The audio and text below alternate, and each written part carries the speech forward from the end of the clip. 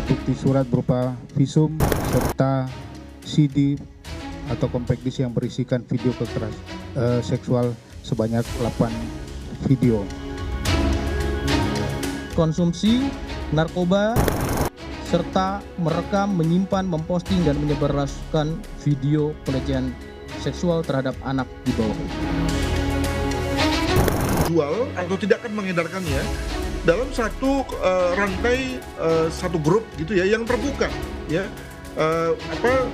Grup itu pasti tertutup dan dianggap secure. Kenapa? Karena pasti sudah melalui proses screening.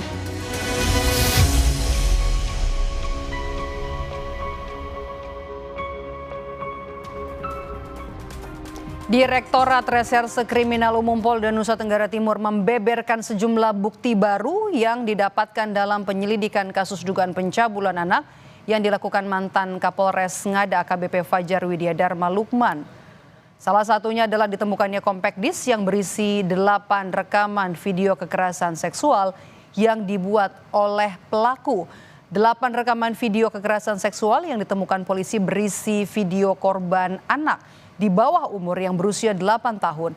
Dari hasil pemeriksaan 9 orang saksi, ada juga bukti pemesanan kamar hotel pada 11 Juni 2024 atas nama tersangka dan rekaman CCTV. Baik, kita bisa Alat bukti yang kami dapat dari saksi-saksi ada 9 orang, kemudian petunjuk dari CCTV dan dari dokumen registrasi di resepsionis. Kemudian barang bukti berupa satu baju dress anak bermotif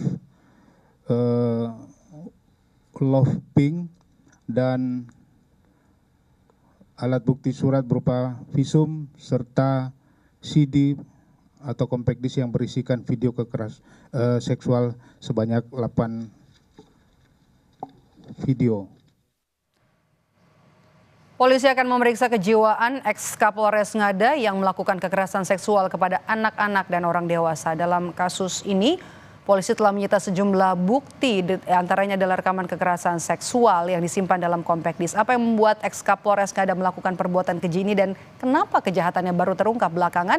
Kita bahas bersama dengan psikolog forensik Reza Indragiri. Selamat petang, Mas Reza. Setelah ada ditemukan bukti, kemudian kasus ini terungkap, Anda melihat seberapa penting pemeriksaan psikologis pelaku?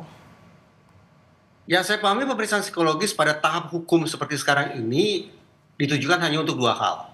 Pertama, untuk memastikan apakah yang bersangkutan itu fit atau tidak. Fitness to stand trial.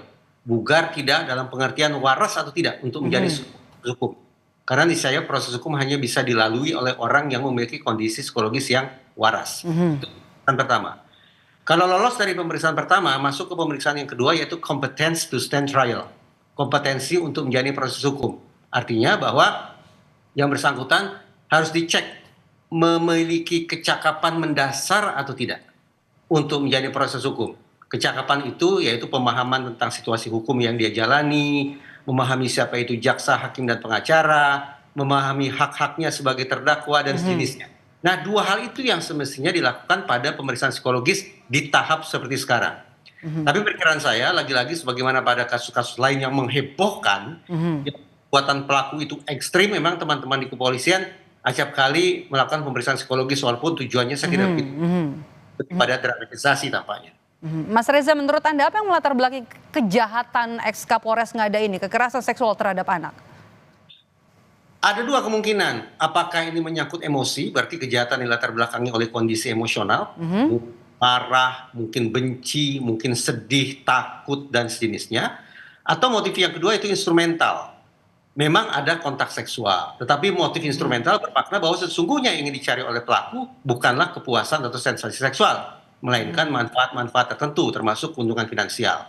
Spekulasi tentang adanya motif instrumental menjadi masuk akal karena tersangka ini dikabarkan menyebarluaskan konten porno, konten kekerasan yang sudah dia buat di situs internasional.